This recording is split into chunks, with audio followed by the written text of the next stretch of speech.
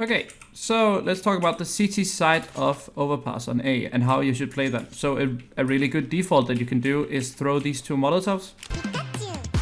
Oh, thank you for the follow, Simsy Boy. Okay, so you throw this first Molotov here. Lands right here so they can't come up. And yeah, how to do that is just basically run until you hit the bench and then aim around this area here. Okay, so if you have the first guy throw that molly and then the second guy throw this molly, you have the T side has to use at least one smoke to get up fast towards playground and get map control. Now, one thing that's super great is if you get the front guy of these two, if they hear the smoke, if they smoke the molly, if you throw a nade like this one, where you just jump here, and then, oh yeah, wait. Now my movement isn't that great, but you get the point, right? What the fuck? Yeah, but you get the point, right? Yeah, something like that. You can throw it higher and it becomes better. But that's a great default to have. So if they don't smoke the molly, go up and take map control. Go up and either double nade down here, which is also great, but also just go up and try and get some information. Play close. You can even get playground control if you hear they don't throw any Molotovs. You can actually get it for free. Because if they run through the mollies, they're gonna have like 50 HP at max. And then if you have your second guy throw a flash like this over playground, you can take map control completely free for playground. And this is just a default way of playing. So depending on how your teammates are doing it on B, we're taking the notion of not blowing the door up. So if you play it like this, I mean it's super aggressive, but you can get so much free map control. And then a common thing that I see lower people do is they throw their first Molotov here, and then they throw a smoke here, and this makes no sense because these two nades want to do two different things. This one wants them to stop coming up fast and early, and then if you throw this smoke early, then like it doesn't give you like the full effect because the only purpose this will serve is like a one way up here, which is like the most common one way. And then like one flashbang and it's like the position is compromised. What is even like amazing, like there's so many plays you can do with these two nades. So if you throw the two Molotovs, then you have a guy throw a flash. It can even be your AWPer, throw a flash like this and then jump up. He can come unnoticed up here, either as the AWPer to peek here, or just come and hide here as a rifler, or even come over to this position here. And then you have a great position where they will not they will not expect this because of that one flashbang. They won't see you come up here. So these are some very aggressive setups you can make with some of these plans here. Now, another thing. So one thing that you always have to be wary about is the connector guy, or is the connector. So always have like a guy either have a third guy here come and hold it, or your AWPer is gonna, like, if you have a teammate up here, or if you have like, yeah, then you can, for example, have your AWPer here and hold this angle, or you can even hear them early round. If you stand here, you can hear them drop down in connector early, so you can hear if they come. So if you throw the double molly and then you have one guy holding here and then the other listening here, and then the other guy holding up here. So if this guy's holding up here,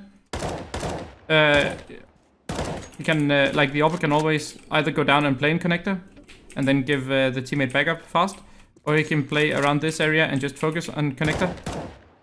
And then if your teammate needs help, you can throw supportive nades from the divider position.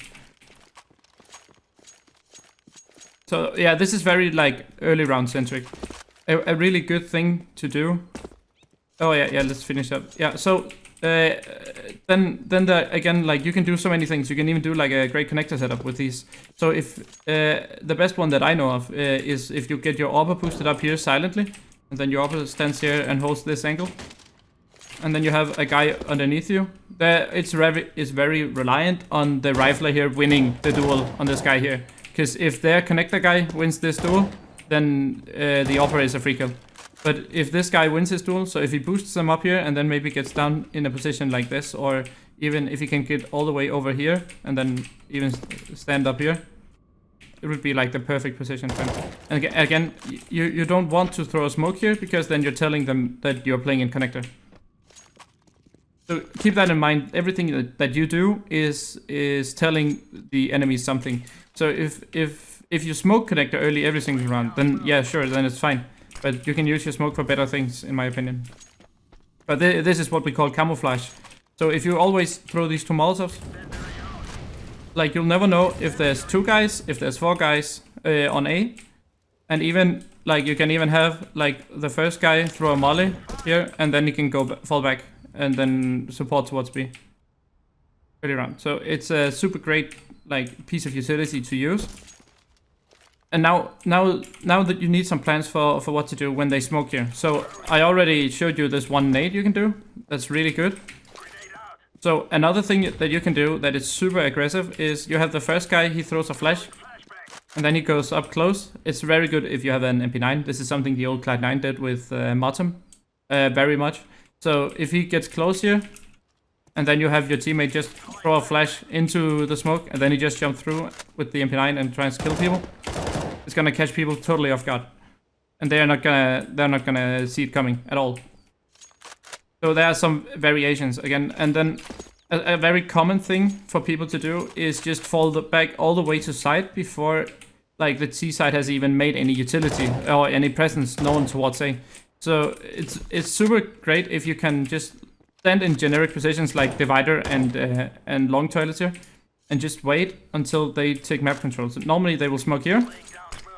So if they smoke here, your rifler can just fall back, and then you can go in a setup. Like you can have your rifler play around toilets, and then you can have your AWPer stay at the sign, and then like hold towards long and short as well.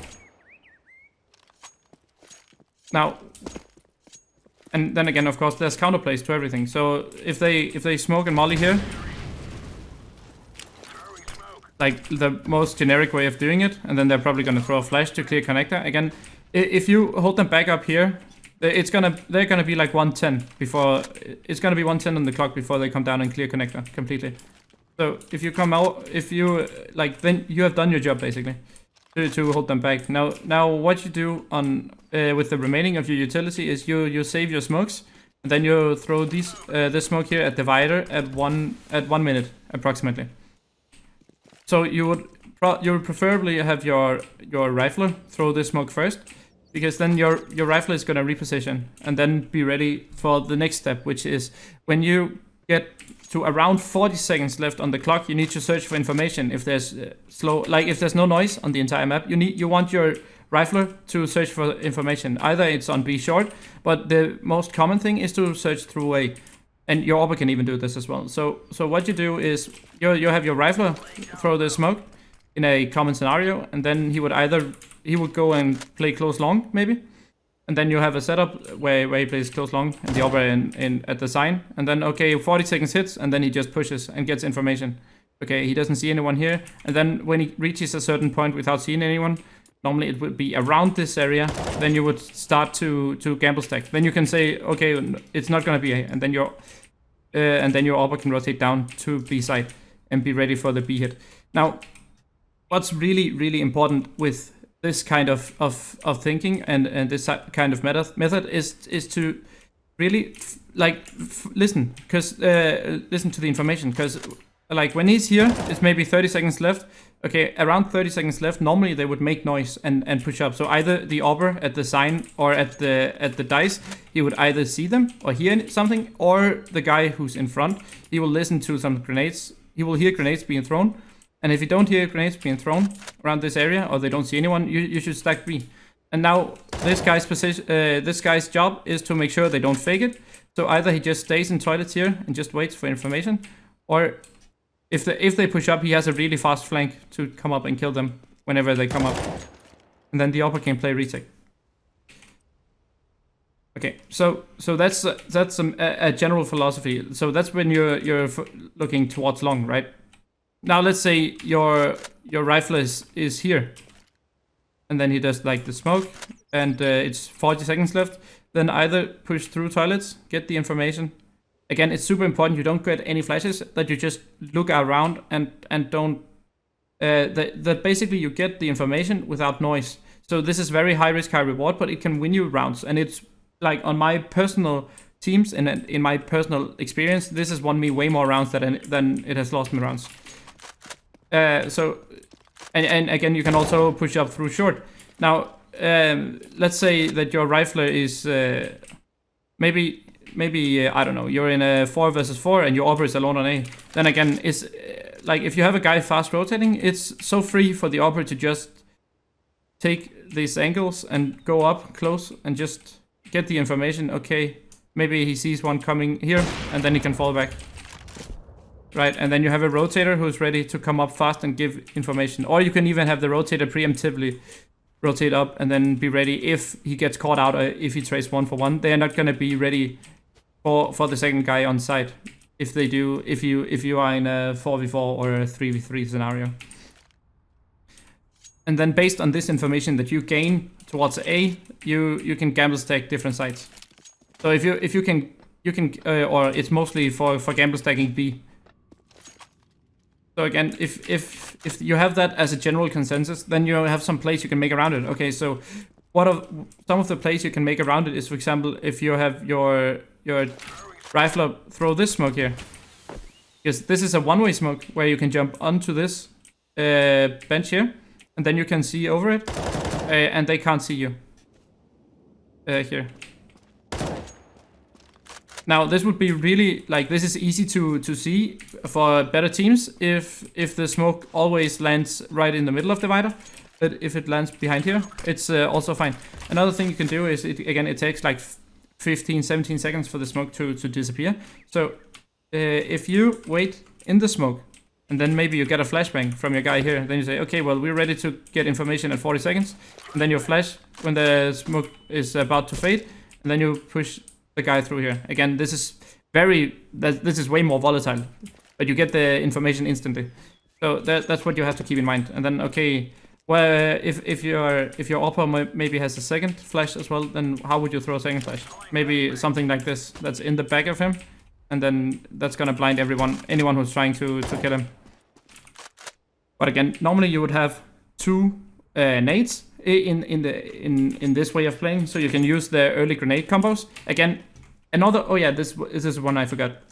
So if you hear the smoke here, and you think for the molly, and you think they're gonna rush up, if you bounce a nade like this, if you double nade it like this at 143, the T side is gonna be here at 143, and then you can chunk him super low.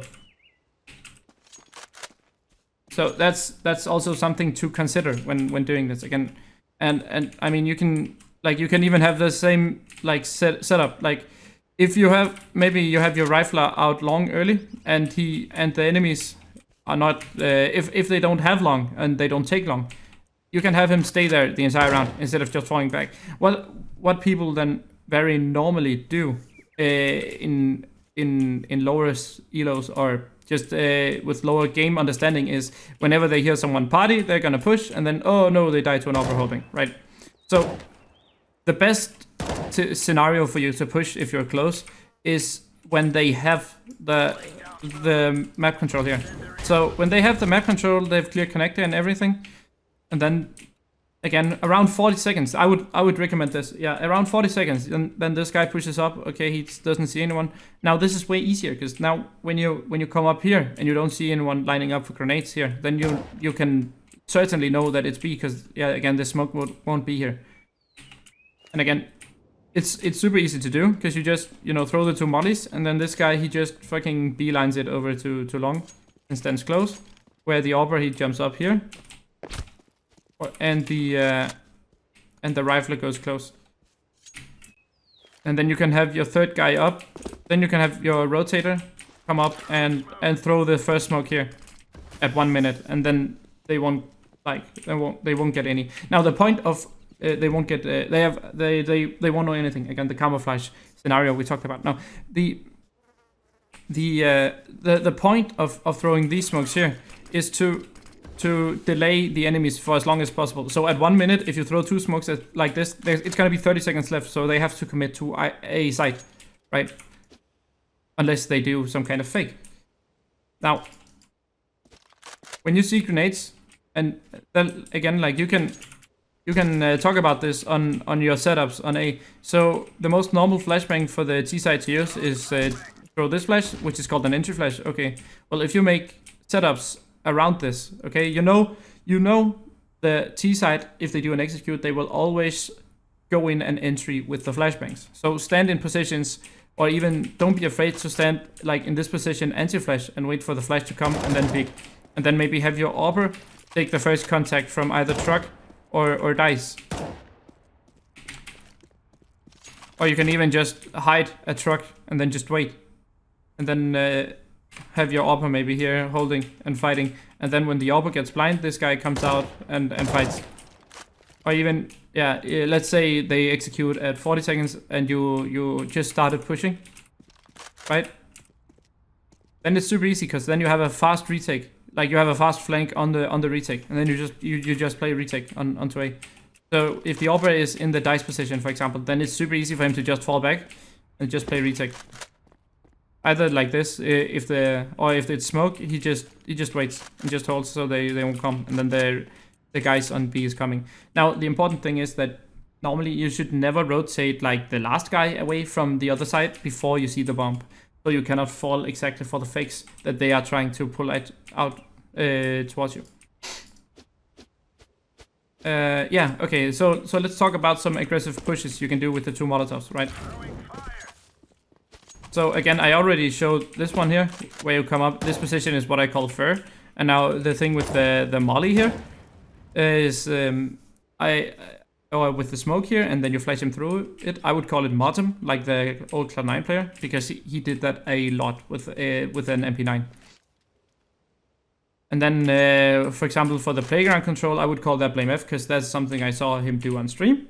Him and mine. They basically just threw these 2 Molotovs. Okay, they didn't hear anything. They throw a flash over, and then they get playground control for free. And then the rifler will end up in a situation like this, so he can see the feed here, so he can wallbang them and kill them for free. Now, if you go even further, let's say you have a low utility buy. Now, what can you do with a low utility buy? Well, a great aggressive way to do is if you have a rifler go up here, get the smoke, then you get 2 flashes over, and then he just swings like this.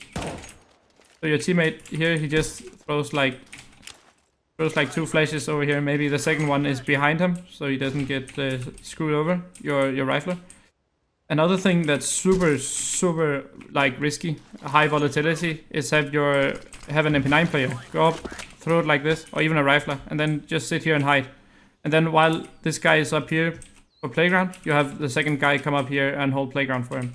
And even like this position would be preferable because you have a great off angle, you have the right eye peek advantage, and you can trade him instantly if he sees anyone. So if he sits like this, you know.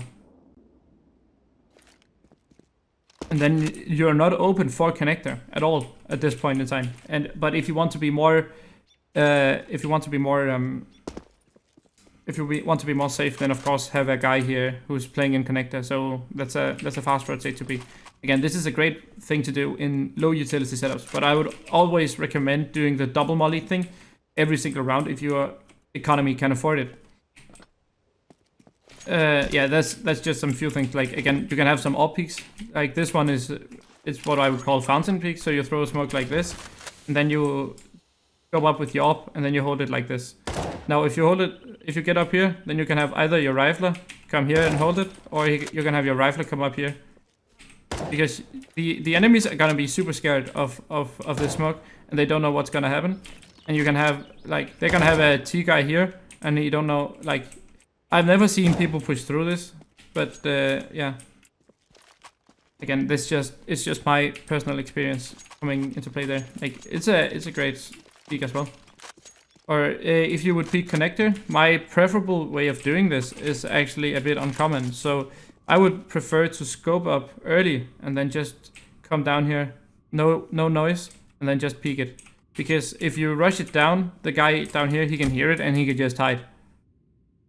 Now what's great about this is if you have your teammate with you and you scope up and you don't see anyone here, you can have your you can hold the long angles with your AWP, and then your rifler can push up, and then your rifler can end up in a position like this.